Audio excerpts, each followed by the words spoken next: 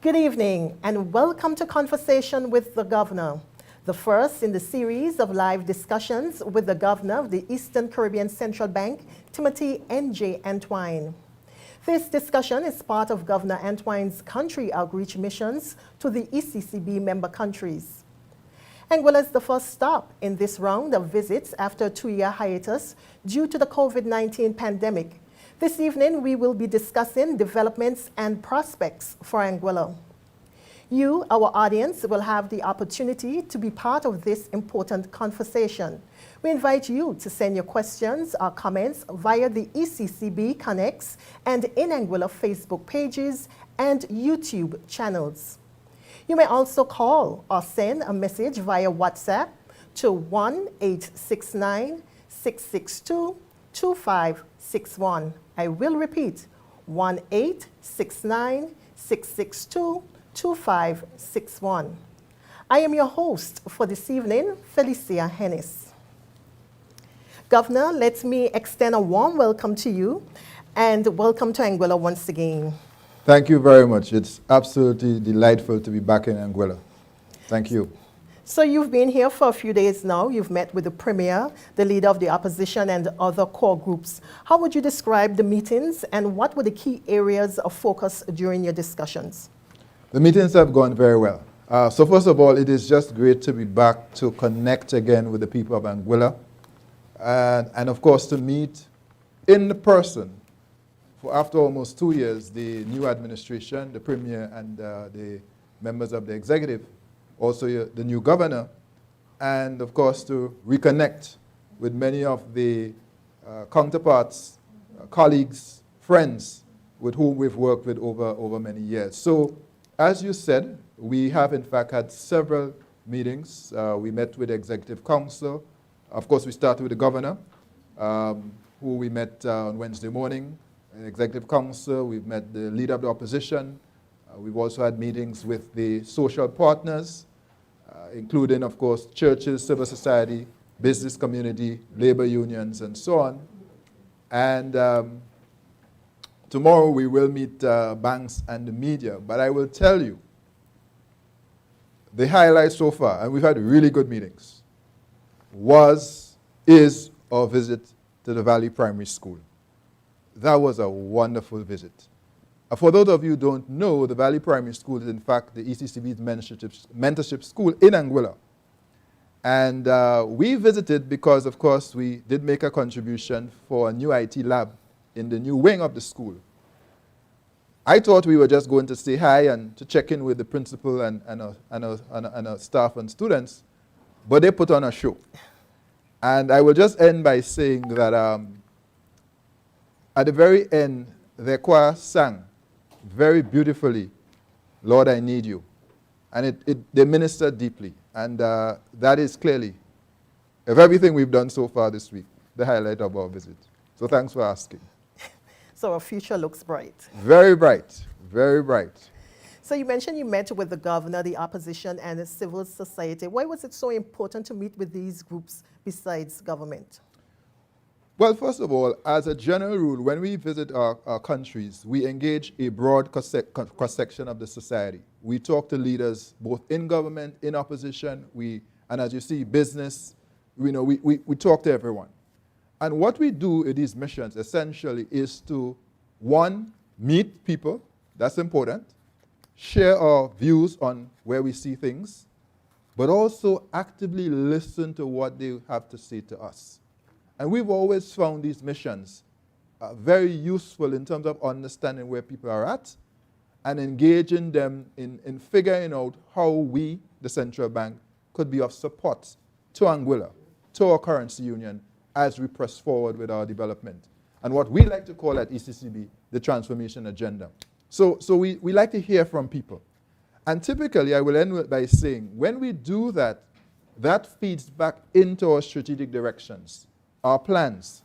And I will highlight perhaps as we go areas that we have actually, having heard from people in these missions, gone back and done our homework and come forward with ideas and proposals. So these are very, very good meetings for us, and they are part of what we believe is an important, not just stakeholder relations management, but part of good governance for our central bank.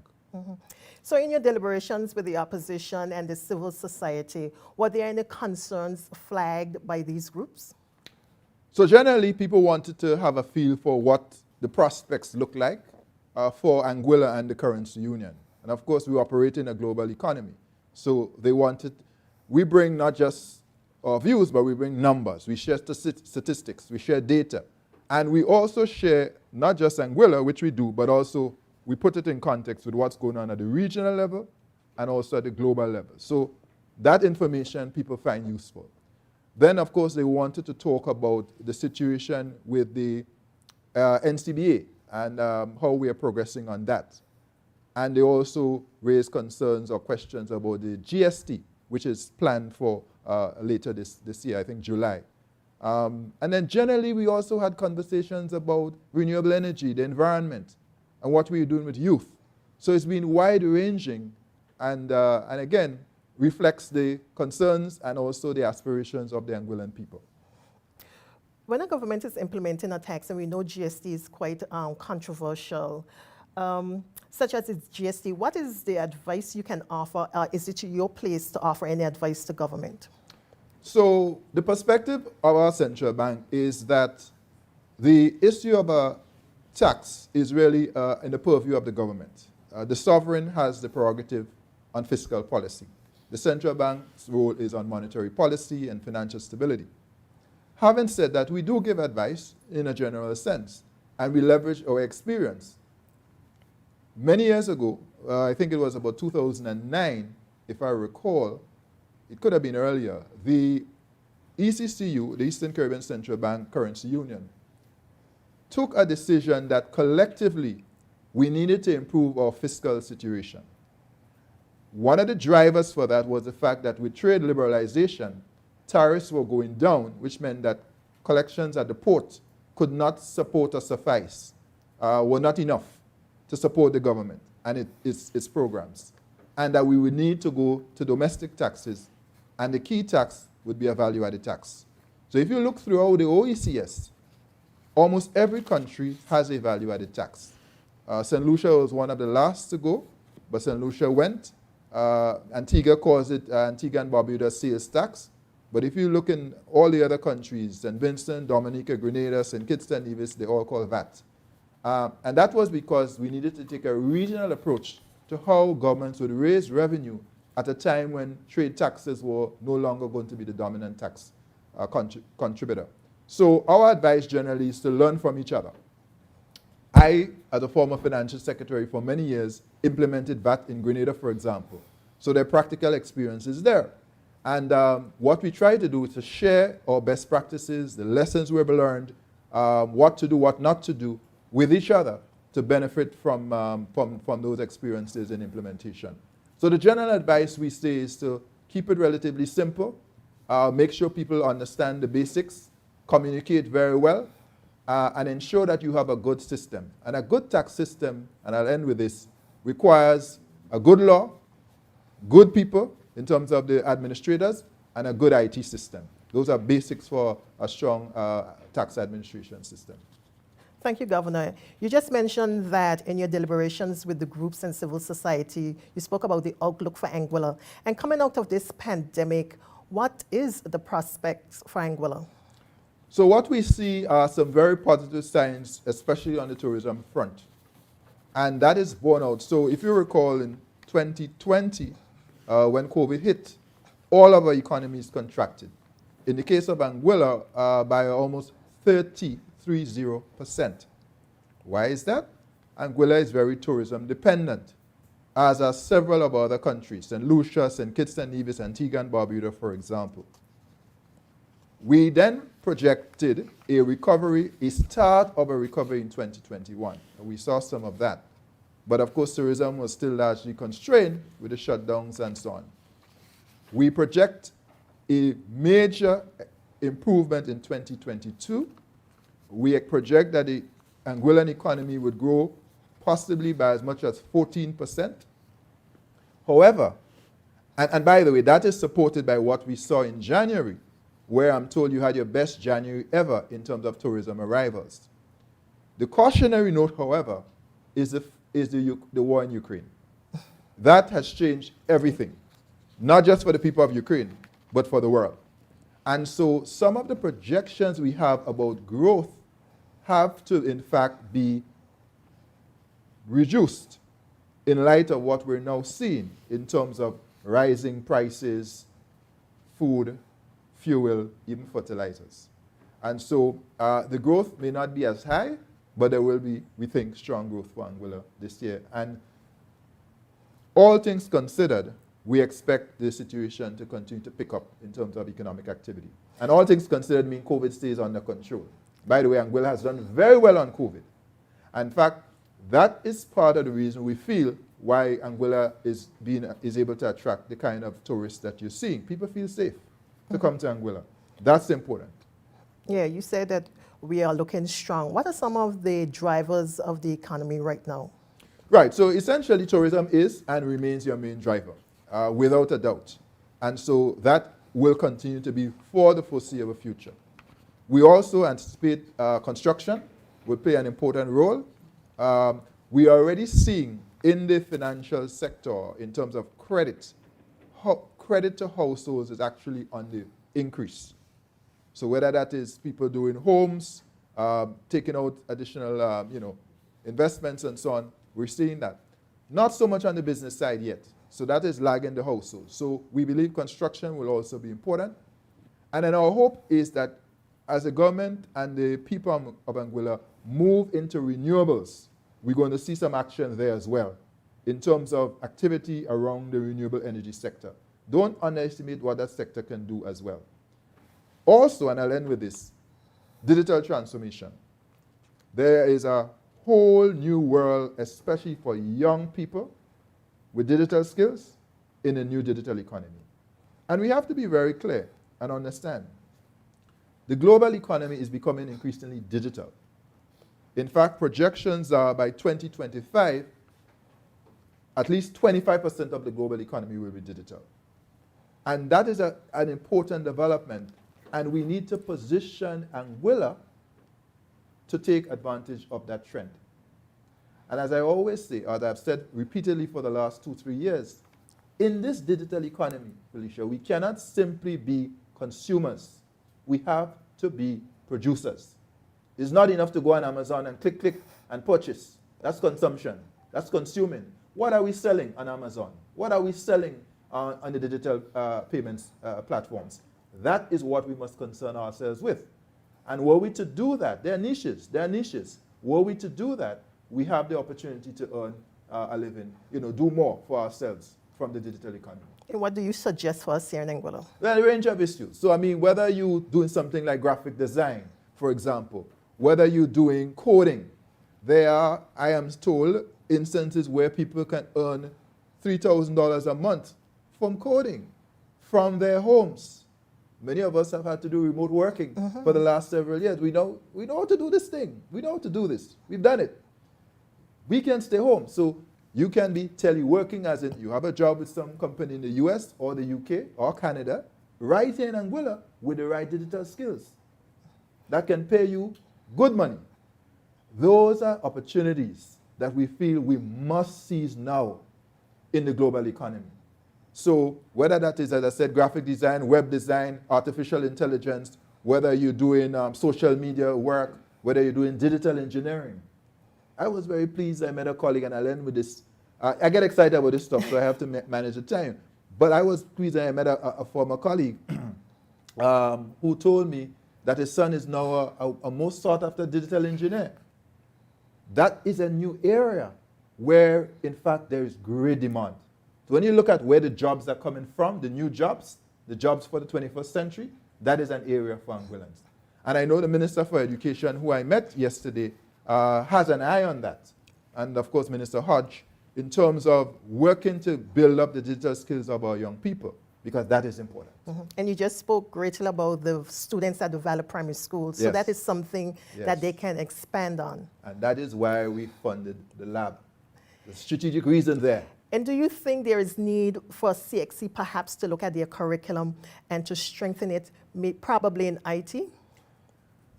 Absolutely. Well, my view on curriculum goes beyond IT. I fundamentally believe that our region needs a paradigm shift in respect of our curriculum and how we focus. I've said it repeatedly. I think there was a particular clip that went viral some years ago where I basically called out and said, we need to see a shift from subjects to skills. Very important. And that is tied back to that digital economy I'm speaking of. So I have seen some work by the CXC in terms of moving in that area. I think that is good.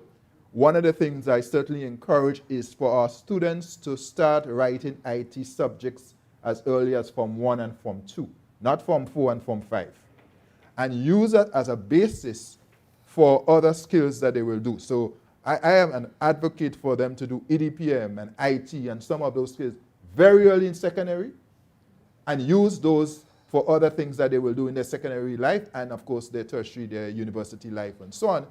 And to generally focus more on what skills are you leaving with when you graduate, as opposed to how many subjects you got.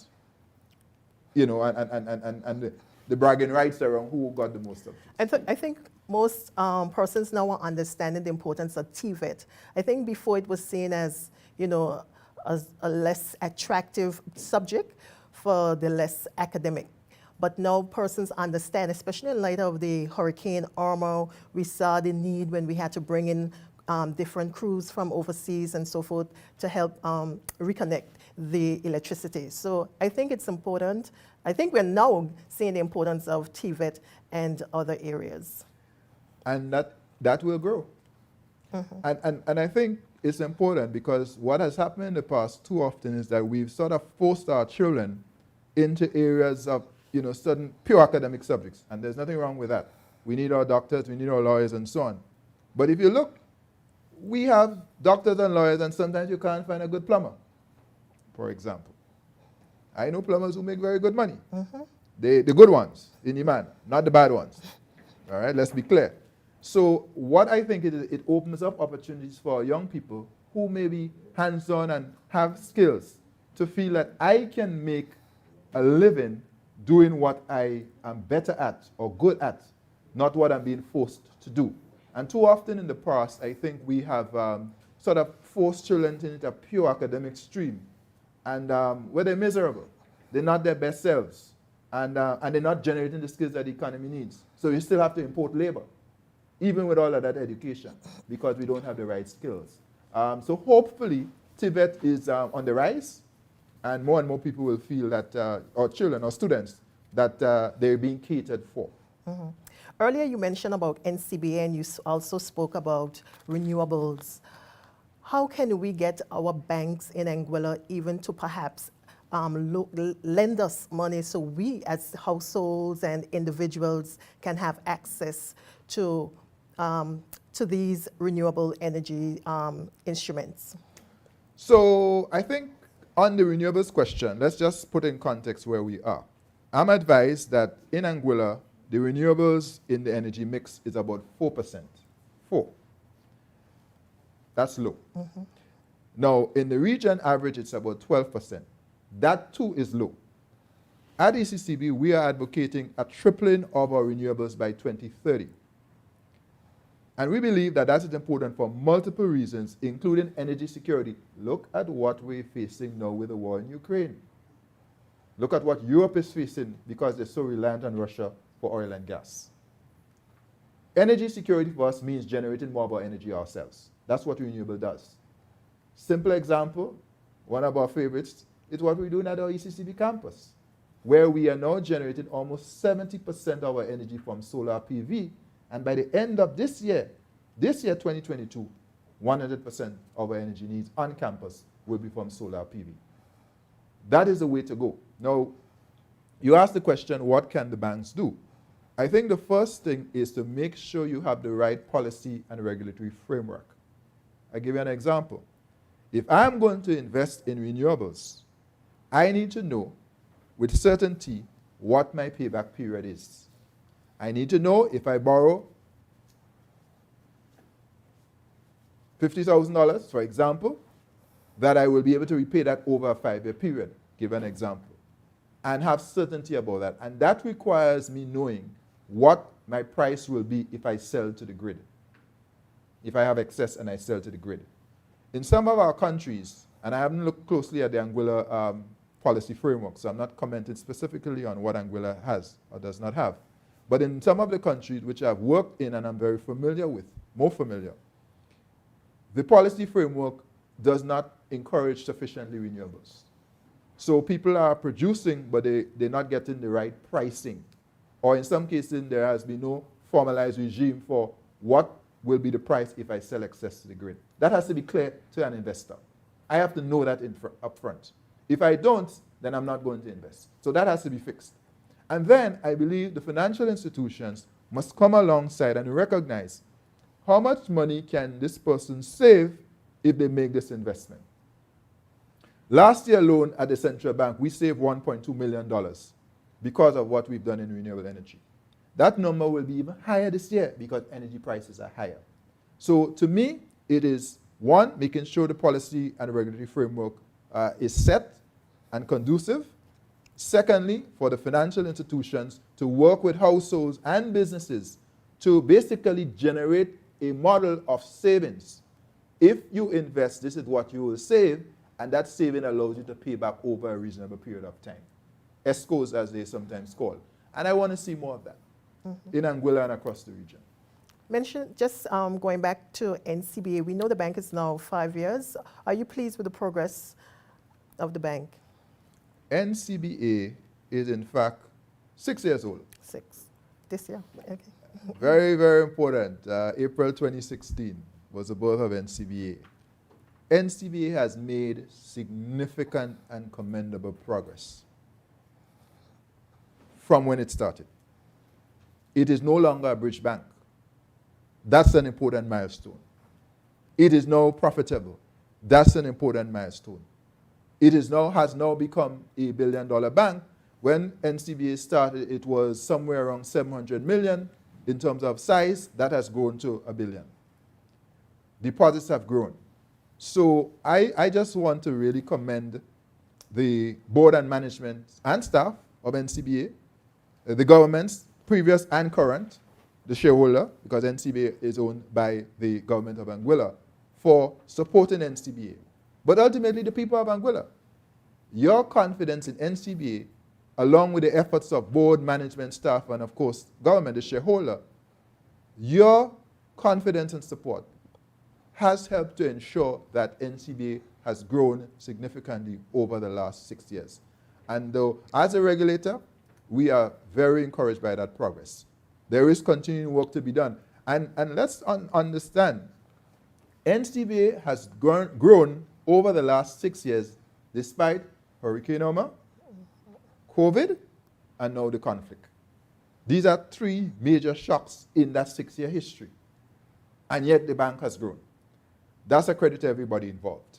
And so we are continuing. Earlier today, I didn't mention, but we had a NCBA Shareholders Committee meeting, which we were invited by the governor to attend with the premier and, of course, the CEO and board. And we presented on our own findings on NCBA. The government, of course, got updates. The CEO gave updates. The questions were asked by the Executive Council and of course, responses given. The progress is very encouraging, and we must continue to work as we move forward with NCBA. You just said that the bank is extremely strong. What are some of the attributes that contributed to this? Well, I think one of the things, strong and getting stronger, right? We believe there's more that could be done. So I want to be clear. We're not at the destination yet. NCB has grown significantly, is improving, and continues to improve. A key reason for that is corporate governance has improved. When we look at things that have happened in the past with our banks, which have had challenges here in Anguilla, in Antigua and Barbuda, even elsewhere, a big issue has been not sufficiently strong corporate governance. That has significantly improved. And that speaks to board, it speaks to management, it speaks to competent staff, and a shareholder holding board management accountable. And so that's a big reason. A number of key risk management frameworks, policy frameworks have been put in place to strengthen how the bank operates, and we believe those things are helping the bank move forward. Just on Wednesday, the premier on our Talk Anguilla program, he mentioned that a valuation study will be carried out on the bank and government will be divesting of some of its shares. Yes, so we are aware of that. That valuation is going on, and the report should be ready soon. And of course, the government will then make its decision. Certainly, that is in order. That is perfectly fine for the government to decide to divest some of the shares. I don't think there was ever an expectation that the government would indefinitely be the sole shareholder. Right now, 100% by the government. So at some point, the government will look at its options and it will make that determination, and we will work with the government to the extent that the regulator has to be involved on that transaction. You just mentioned that the bank is doing extremely well. What can you tell us about non-performing loans at the bank or perhaps in the ECCU? Right. I'm glad you raised that because I said strong and growing strong, but we have things to work on. That is an area. So I was going to come to that, but you beat me to it. Very good. Non-performing loans are high. That is a long-standing problem in Anguilla and frankly in the currency union. So recall where we were in 2013. When the two banks were intervened in 2013, non-performing loans in Anguilla was almost 50%, 49.5 thereabouts, 50%. Today, that number has come down to around 20-something percent. So it's come down by about half. And of course, that is still way too high because at our central bank, the regulator, the target for non-performing loans is 5%. At the regional level, the average is around 11.5, 11.7%. And we think it will go up because of COVID. We're watching that very closely. So non-performing loans are an issue in Anguilla and in our currency union. And we've taken certain steps with the banks to try to address that over time. What we see with NCBA is a trajectory where non-performing loans are coming down. They have presented us with a plan to further reduce that. And obviously, that is something we monitor very closely, and we need to continue to see NPLs trend down here in Anguilla and, frankly, across the currency union. So that is a very important issue that we continue to keep a very close eye on. Of course, it does not help when you have all of these shocks and economic upheaval. It makes it harder. But the progress has been steady. And as things open up and pick up, and there's some specific strategies that are being considered, we expect to see the non-performing ratio continue to fall. Another important topic for the banking sector is the issue of correspondent banking. We know there was a meeting in Barbados with U.S. Congresswoman Maxine Waters. Can you tell our viewers and listeners why is correspondent banking so important to the region? Correspondent banking is the way we trade. So fundamentally, if we have to do business with the rest of the world, we have to go through banks. It effectively means that we have to have an account with an overseas bank. So, for example, whether that is Bank of America or Wells Fargo or Crown Agents, in the case of NCBA, we have to have these overseas accounts to allow us to be able to trade. That's the only way, principal way, that we are able to do business. Without that, we get cut off from the rest of the world. So, as you know, we had challenges in the region where we lost some correspondent banks. We have seen the situation stabilize, but the truth is it continues to be something that we're concerned about. And that is why that meeting you mentioned in Barbados a couple weeks ago with the Financial Services Committee of the U.S. Congress, chaired by Maxine Waters, was held with our leaders to engage and to discuss what else we can do to strengthen the correspondent banking relations with our banks. So we're hopeful that at the political level, that discussion will take place and that will be strengthened. Our focus is what we need to do as banks to give more comfort to the whole issue of correspondent banks. And I'll give you an example. Because of the threat, we have said to our indigenous banks, and we've discussed and they've agreed, we should come together and create a shared service for risk and compliance. That will allow us to share the costs, drive down our average cost or unit cost, and give more comfort and confidence to correspondent banks and to the central bank. in terms of our ability to answer, for example, what they call requests for information, RFIs, because they check to see how quickly you can respond. Because remember, what they're trying to address is money laundering and terrorist financing. And so we believe by coming together, our indigenous banks have a better chance to protect corresponding banks' relations and to actually increase the number. So this is something that we continue to work on, and we believe that we have to tackle it at the political level, which is the meeting in Barbados you talked about, at the technical or bank level, and also at the regulator level. So when, in my discussion with U.S. Treasury, for example, and with some of the correspondent banks in the U.S., we obviously raise that issue and we advocate for our banks to continue to have access to these relations.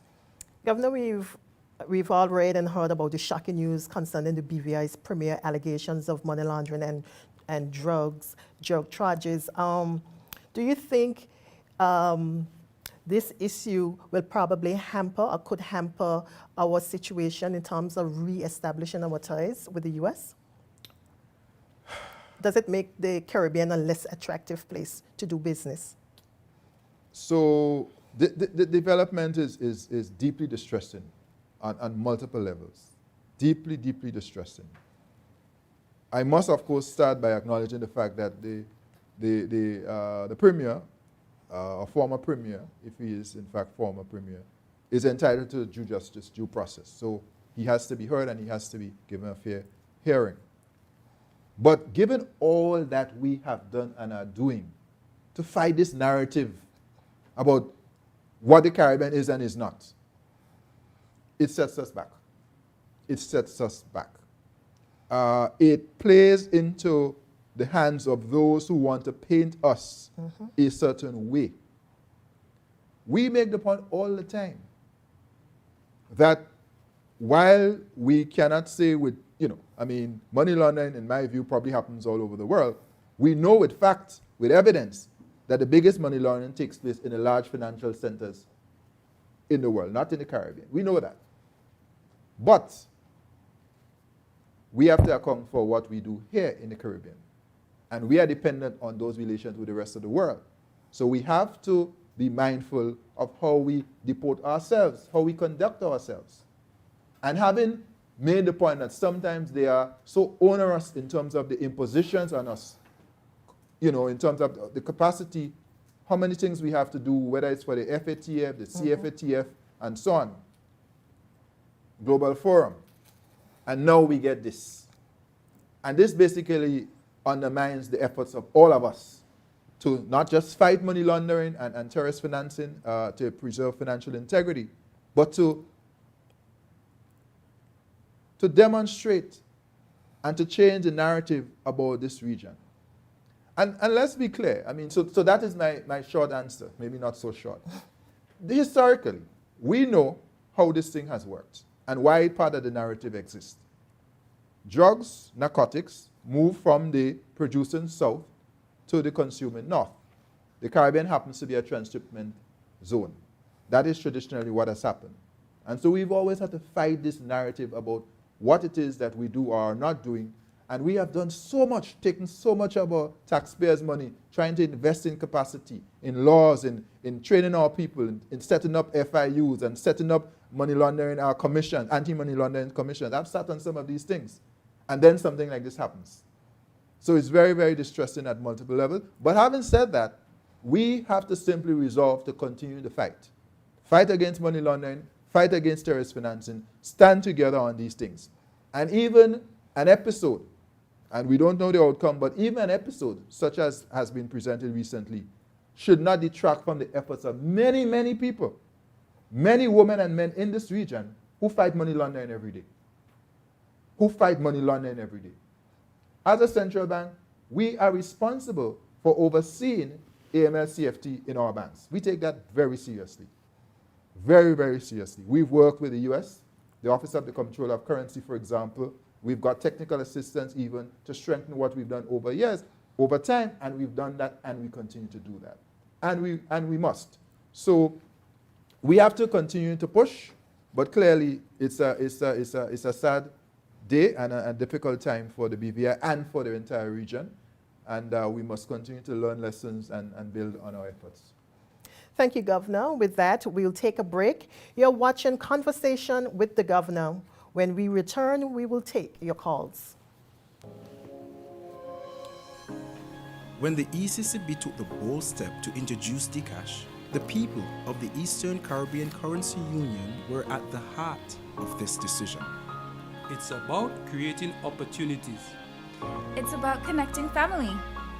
It's about linking friends. It's about changing the way we do business. It's about transforming lives. A journey to a place where none have gone before will not be without its challenges. But challenges will not deter us from our goal. It's about me. It's about you. It's about all of us. So join us and let's make history together.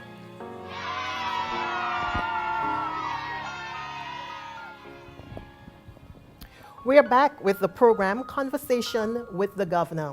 So we have our first question for this evening. It says, carrying and transacting in physical cash is cumbersome. However, merchants on the island dislike customers' use of debit or credit cards unless the transaction is over a certain amount. With such a non-digital transacting culture, what will the ECCB stakeholders in Anguilla do to effectively introduce Dcash? Good. So thanks for the question, whoever presented. Let me just say the following. We are working with NCBA and Liberty, a credit union, to bring Dcash to Anguilla. And our hope is that we could do so hopefully as early as next month. Certainly the training is ongoing now, so it will be soon. The final date will be announced. But obviously we are pressing ahead. We believe that Dcash offers a superior value proposition because it is faster, it is safer, and it is cheaper. We continue to say, it's a point I make all the time, the payment system must work for all except illicit actors. Goes back to the question we had before the break. The payment system must work for all except illicit actors. And we believe that a new culture will emerge when more of our people recognize the value of going digital. Let me give a simple example. I like to keep it real. If you are in a business in a rural part of Anguilla, I know no place in Anguilla is truly rural, but you operate in a business at night, you want to minimize the risk of a robbery. You want to minimize the risk of somebody seeing you taking cash and wanting to take your cash. You, the business owner, want to protect yourself, but also the patrons of the business want to be protected. That is why you need digital channels. You don't want to be walking around with cash and when you could use a phone. Everybody has a phone. So I think the convenience is an important reason. Now, I've also said, at the end of the day, physical cash will not disappear. That's not our expectation. But we do believe more and more of our people will see the value, basically for cost and convenience reasons, of using a digital payment channel. If you forget your phone, your wallet, chances are you have your phone. So we think that new culture is emerging among our young people especially. But frankly spoken, after what we've seen with Zoom, where we had to go to church on Zoom, go to school on Zoom, shop on Zoom, I think the digital thing is coming around. And so all we need is for some people to continue to move forward with it, the merchants, and make it an option. There are some places you go now, not necessarily in Anguilla, because I'm not sure that happens here, but there are some places where you go where they do not accept physical cash. It's too cumbersome. They don't want to have a vault and all of these things. We only accept cards or we only accept digital payments. I think you need to allow people to do both, but increasingly to go digital. We'll go to our next question. I would like to know what would happen to a loan that a bank staff member messed up by causing the sale of property to halt. Repeat that question. I'm not clear on it. I would like to know what would happen to a loan that a bank staff member messed up by causing the sale of property to halt? Right. So I don't know the particulars here. What I will say is that is a matter for an ombudsman, if you have an ombudsman. In other words, somebody to whom you can bring a complaint for misconduct if you think you have been unfairly treated. And so one of the things that we are certainly at the central bank, we're looking at is what consumer protection we can bring in legislation around financial services. Now, in the absence of that, some countries have ombudsmen. And if you have one, do you have one in Anguilla? An ombudsman? No. Somebody who can bring complaints to for certain things. If you don't, then obviously you go to your Ministry of Trade and then they will contact the bank and they will try to see if they can get redress. But without knowing the particulars, it's hard for me to say more than that. If you feel aggrieved, then I think you need to take it to the Consumer Protection Agency. Let them then raise it with the bank. They will probably raise it with our central bank. We will raise it with the bank and ask for an investigation to be done. So just to remind our audience, we are in the question and answer phase. You, our audience, now have the opportunity to be part of this conversation with the governor of the ECCB. We invite you to send your comments and questions via the ECCB Connects and In Anguilla Facebook pages and YouTube channels. You may also call or send a message via WhatsApp to 1-869-662-2561. I will repeat, 1-869-662-2561. In the meantime, Governor, I think we can continue with our discussions. So we were talking about leaders on the global stage. From where you sit, do you think they really understand the plight and the problems that we encounter in the region? Some show an understanding, some do not. So it's a mixed bag. We are always up against the fact that we are small countries, and therefore, even though we have problems, especially in a time like now, large countries have problems too. Look at inflation in the United States. Look at what's happening in Europe, both with inflation and with the war. So there is a preoccupation, and as they say, all politics is local. There is often a preoccupation with the domestic issue, the domestic agenda. But we do have friends in the international community. One of the things that has particularly bothered us is the fact that they continue to rely on per capita income in terms of our access to resources, grants and concessional financing. In short, they argue we're too rich to benefit from these things. And we have to remind them how vulnerable we are. I always give the simple example. Hurricane Ivan in Grenada, 200% of GDP. Hurricane Irma here, Hurricane Maria in Dominica, 226% of GDP. Hurricane Katrina in the United States, less than 1% of GDP. Hurricane Katrina, New Orleans destroyed, well, parts of New Orleans. Hurricane Irma, Anguilla destroyed. Maria destroyed Dominica. In other words, what are we really talking about here? You see vulnerability? When a country is flat on its back after a hurricane, what per capita income are you talking about? Really? Seriously? It's an analytical absurdity. It's an analytical absurdity. And obviously, I get very passionate about this because I advocate for a region all the time and make the point it is absolutely useless and unhelpful to use per capita income to determine what access to resources we should or should not get, given our vulnerability. So to answer your question, some people get it, some people don't, but we have to continue to make the case. Why is it so difficult for them to understand our situation, that a one-size-fits-all is not a good approach? Sometimes what happens is that they look at Africa and they say, well, look at Africa. It's poorer than you are, it's much larger than you are, and therefore, given our limited resources, we're trying to figure out where we should give our money, where we could get, as they would say, the biggest bang for our buck. And so sometimes that is what drives it. You know, we want to reduce poverty, and we're looking at those numbers. I have to say, in the United States, for example, as I said recently when I was in the U.S. A couple weeks ago in Washington to a senior official in the Treasury Department, I must remind you that the Caribbean is your third border. The third border.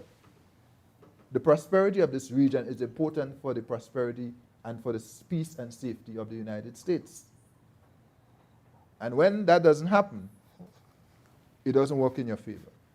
You see the refugee crisis coming out of Central America into the United States? Nobody wants that. So we're doing well. We are managing. Help us to manage better so that we don't have to come to you and we have less reliance on you. But it's a constant fight. And it requires us to continue with our advocacy. But we can't give up. We know last week the CARICOM heads of government, Prime Minister Gaston Brown and other regional leaders met with the VP, Kamala Harris, and they had a discussion about the whole situation concerning Ukraine and what assistance the U.S. can offer to the Caribbean. And I know Mr. Gaston, he said it was a good meeting, but he's hoping that it's just not like a fishing expedition. You know, these meetings, basically, you just have them and nothing comes out of it. So he's asking them for a supply of oil and other assistance to help during this time.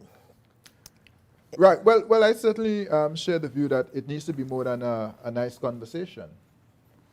We need resources. Mm-hmm. A good place to start would be to absolutely do something with renewable energy. Going back to energy security. If we get resources, we can invest in renewables and really make something happen, both in terms of, listen, Ms. Ennis, we cannot transform this region if we do not address the cost of energy in this region.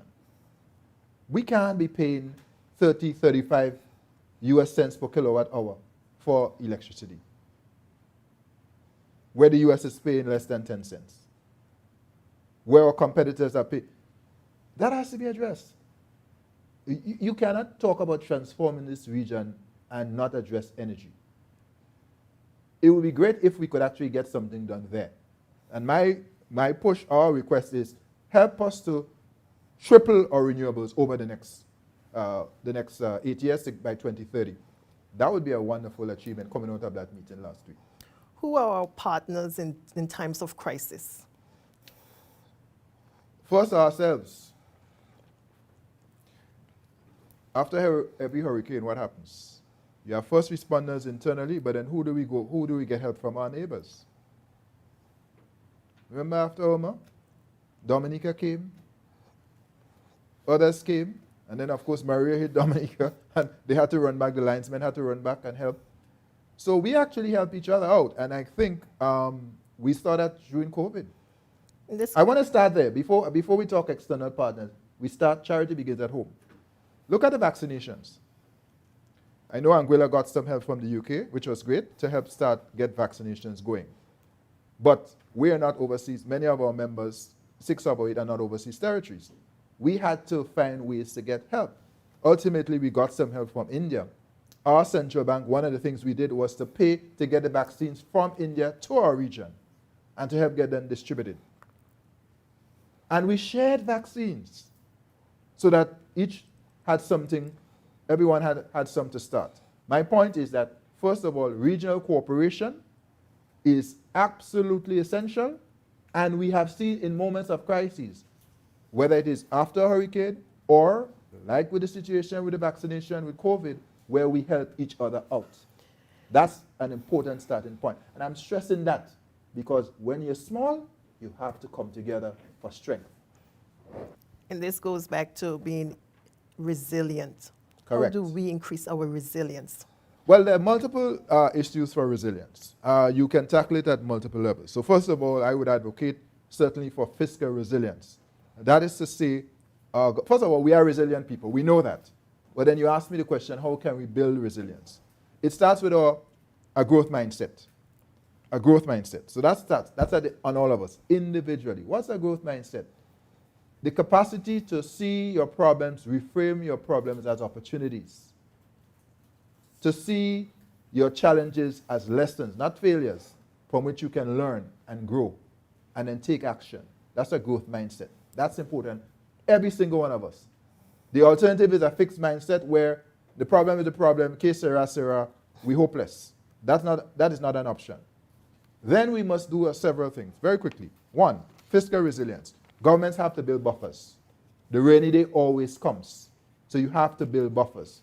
What have we seen in the COVID crisis, the pandemic?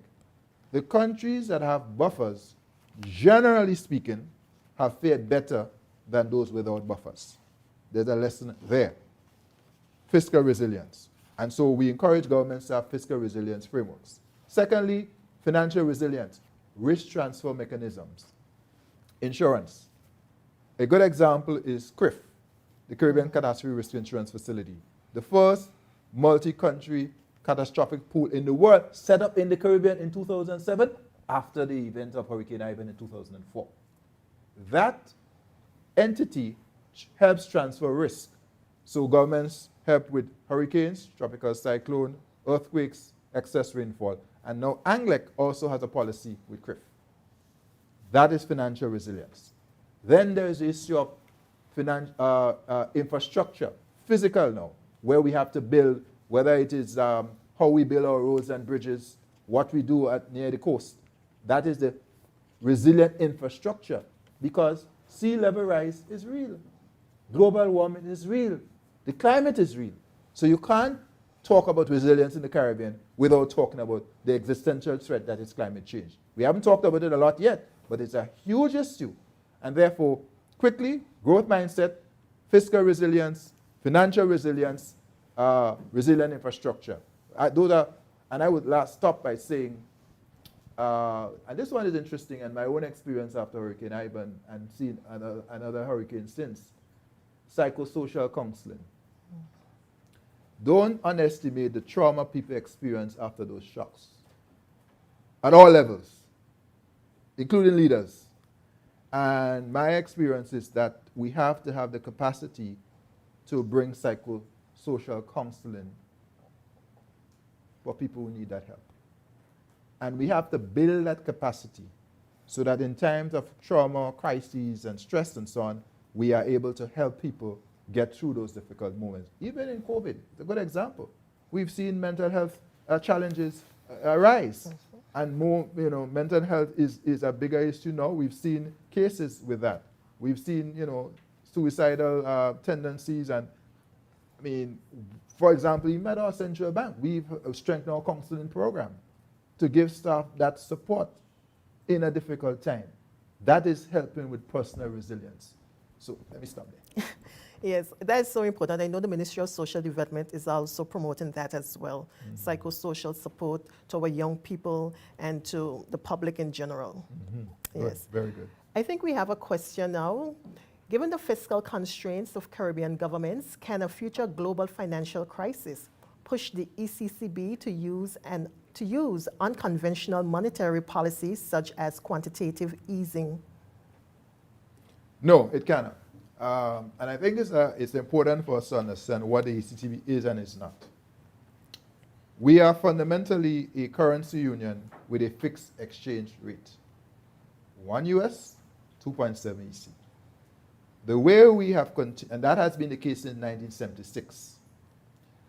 What allows us to maintain the stability of our EC dollar? Just look around the Caribbean at some places bigger than ourselves, which do not have that same stability and do not have the strength of their currency as we do.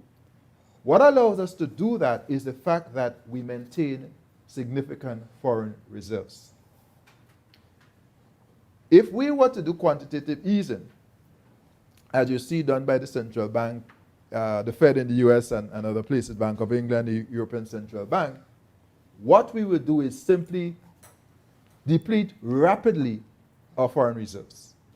Because essentially what it would mean for us is to lend in a set of money to governments, even banks, if they needed it.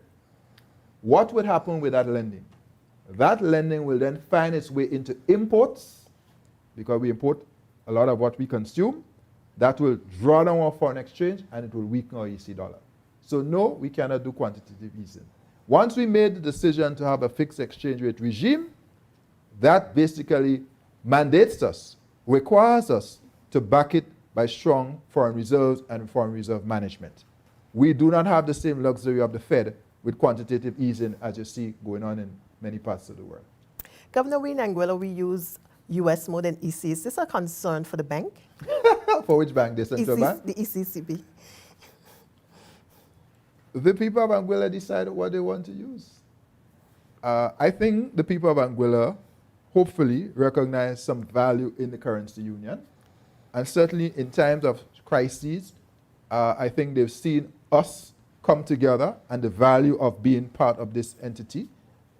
What happened with NCBA and the banks here, of course, reinforce how we've came together to help solve a problem.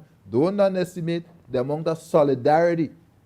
When there was a proposal by the UK government, this is no secret, I think everybody knows this here, to cut depositors' money, we said no. As a region, that is not what the solution should be. Let's work with government of Anguilla. Let us create the Deposit Protection Trust, the DPT, but let us make sure depositors get their money. That solidarity was important. I sat in a meeting with the former British Prime Minister, David Cameron, when there was serious discussion about whether Anguilla will leave the currency union or not. I won't go into the details of that. I will simply say we held firm and stood with Anguilla. That is the value of regional solidarity. So to your question, you use US, you use EC, that's your decision, but clearly there is still a significant use of EC dollars. And more important than just the use of the EC dollars is the partnership and what we do for each other. Because you probably have family in St. Kitts and Nevis. Certainly St. Kitts and Nevis people have family in Anguilla. How many Dominicans do you have here? How many people you have from St. Vincent, Grenada? We won. We are one. And let us always embrace that as we go forward to address the world with our needs. When we stand together, we give ourselves the best chance of succeeding together as small states. And so Anguilla is a unique and special place, has always been, and we respect that. We respect that. So it's not a concern for us. It is what it is. But we recognize we bring value as well, which is why this relationship redounds to our mutual benefit. Governor, we have a few more minutes. You spoke about the outlook for Anguilla. It seems to be strong. You spoke about the banking sector. Is there anything else you would like to add? Well, we've covered a lot of ground. I will say that the youth, Valley Primary School is on my mind. So we always feel that if we're going to transform our region, and I want to just really hail Principal Tricia Richardson and the team there. So impressed with what we saw yesterday. The choir, Mr. Hazel, the music teacher, and the choir. Let me move on. Really enjoy that.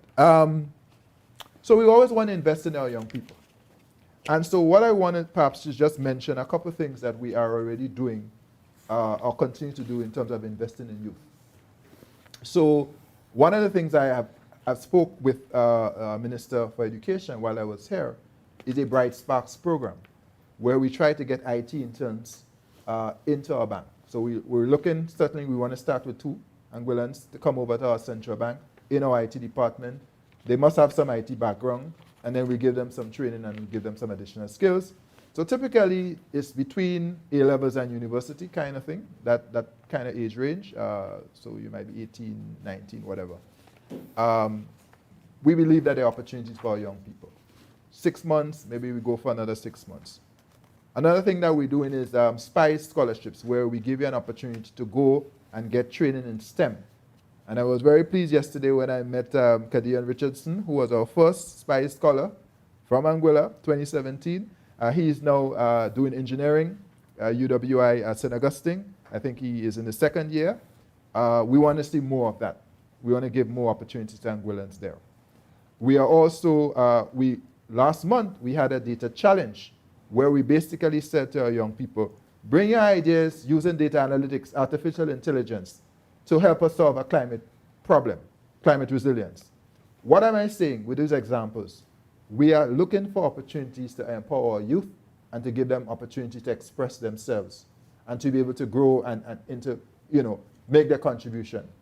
And so as a central bank, we're going to be doing more of that. I must also mention our children. The ECCB had a program, our corporate relations director is here. Our ECCB Children's Hour every Saturday, regularly, on radio, where we are reaching out to the children, giving them ideas about financial literacy, engaging them. Those things we believe are important to raise the next generation to be financially literate, savvy, empowered, ambitious, who really believe that they can go out and be global citizens. And we want to encourage more of that. And then, of course, we do, with our FIM partners, Financial Information Month, every October, we do financial literacy. We have special programs, whether it's on retirement, whether it's on savings. Last year is how to run a business in a pandemic. We had digital, a range of topics.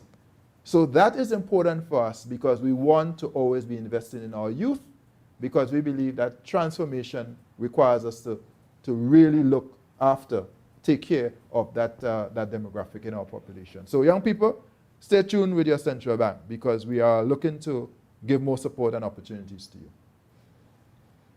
Thank you so much, Governor. Thank you for speaking with us. We have come to the end of conversation with the Governor of the ECCB, where we discuss developments and prospects for Anguilla. Thank you. Thank you. It's been a pleasure. God bless you all.